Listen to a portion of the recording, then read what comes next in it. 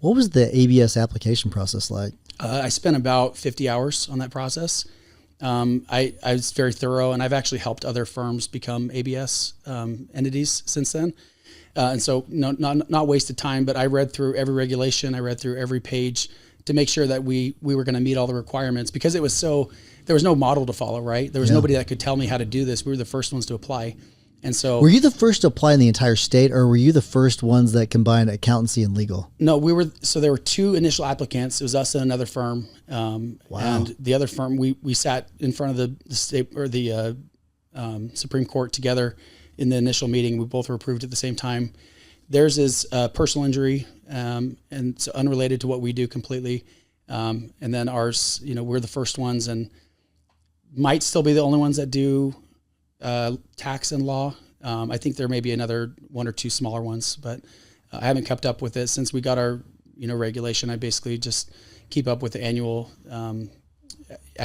renewal, and haven't spent a lot of time on it since then. So from the moment that they said, "Hey, green light, you can start submitting applications," to the day you submitted it, how much of a gap was there? I'm super curious. It was basically the fourth quarter of 2020. That's what I did. I spent any extra time I had outside of client work working on this application, reading things. And in January, when the application process opened, I submitted our application, and it took us, I think the first committee meeting actually happened in like March. So that's when we were actually approved. Oh, wow. So that's not that long. That's pretty quick. No. And it was interesting being, it was a little bit, nobody really knew what to do. Right. So we're sitting in the first meeting, and they're like, well, the rules say this. So everybody's just kind of following the rules. And, I'll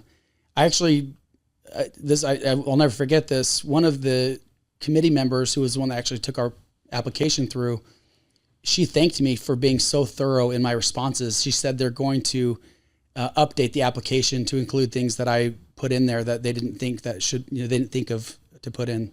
You ruined it for everybody. I did, absolutely. Yeah. Keep that bar high. That's right. Well, it'll help protect you too. That's really good. So what sorts of things were they looking for? So number one is one of the initiatives of the program is providing additional access to lawyers for the nation, or for the population. Access to justice really is, I think, is the term they use. And so my job was to take these kind of stated initiatives and take our situation and, basically justify how the work that we were doing by bringing legal and accounting under one roof would provide additional access to lawyers that the general public didn't generally enjoy. And I think the way that I think that's come to fruition. And I think one of the reasons is there is a stigma for the general public working with lawyers. There's a stigma against that, right?